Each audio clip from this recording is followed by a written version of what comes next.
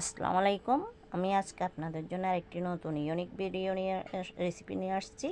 রেসিপিটি steam egg shashlik. দেখুন আমার এগ সাসলিকটি কতটা লোভনীয় হেলদি হয়েছে। দেখুন আমি 2-3 পিস ব্রেড পিস নিয়েছি। এখন এগুলাকে আমি একটু হালকা তেল দিয়ে লাল করে নিচ্ছি, লাল করে ভেজে নিচ্ছি। দেখুন উল্টিয়ে পাল্টিয়ে দিচ্ছি। এরপর আমি এগুলোকে লাল করে একটা প্লেটে ট্রান্সফার করে নিব। আমার এইভাবে এতটুকু লাল হলে চলবে। এখন আমি এগুলো একটা প্লেটের মধ্যে ট্রান্সফার করে নিচ্ছি। এখন এখানে আমি 1 কাপ পেঁয়াজ নিয়েছি, 1 কাপ আলু নিয়েছি কুচি করা, আর এখানে চিলি ফ্লেক্স নিয়েছি, একটু মরিচ, গরম মশলার গুঁড়ো নিয়েছি, ধনেপাতা নিয়েছি, এসব উপকরণ। এখন আমি এখানে 1 কাপ পেঁয়াজ দিয়েছি, কাঁচামরিচ নিয়েছি, 1 চামচ লবণ দিয়েছি। এগুলাকে একটু হালকা আমি কষলাইয়ে নরম করে নিচ্ছি। তারপরে অন্য উপকরণগুলো অ্যাড করে দিচ্ছি। 2টি টমেটো কুচি করে দিয়েছি, এটাও অ্যাড করে দিচ্ছি। সবগুলো উপকরণগুলো আর আলু কুচিগুলো আমি হালকা সিদ্ধ করে নিয়েছি, এগুলো অ্যাড করে দিচ্ছি। আমি সবগুলো উপকরণগুলো নিয়েছি সবগুলো আমি অ্যাড করে দিচ্ছি। চিলি ফ্লেক্স, লাল মরিচ গুঁড়ো দিয়েছি, গরম মশলা গুঁড়ো দিয়েছি, ধনের গুঁড়ো দিয়েছি, এগুলো নিয়ে। আর এখানে পাউরুটির ব্রেডক্রাম নিয়েছি, সেগুলোও অ্যাড করে দিয়েছি। এখানে আমি 2টি ডিম দিয়েছি।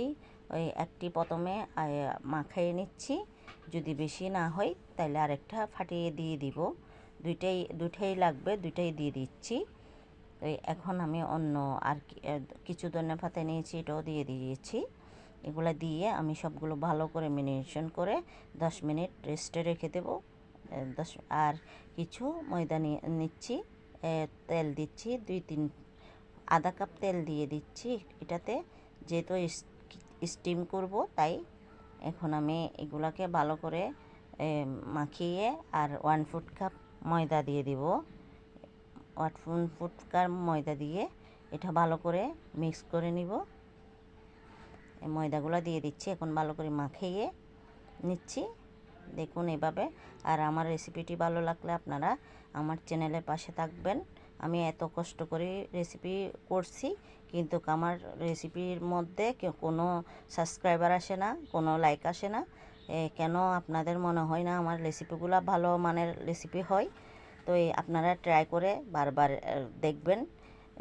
আশা করি আপনাদের অনেক ভালো লাগবে। বাসায় বানিয়ে পরিবারের সদস্যকে নিয়ে মজা করে খেয়ে দেখবেন, অনেক ভালো রেসিপি আমার। দেখুন আমি এখন একটি মোল্ডের মধ্যে তেল ব্রাশ করে এই লেপিং কাগজ, ভিতরে কাগজ কেটে দিয়ে দিয়েছি।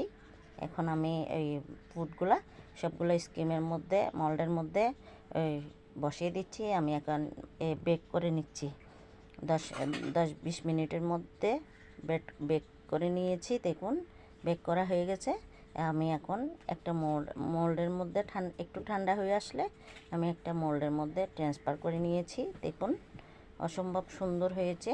এখন আমি কিউব করে ফিস করে নিচ্ছি। দেখুন এইভাবে করে আমি কেটে নিচ্ছি। আমার যে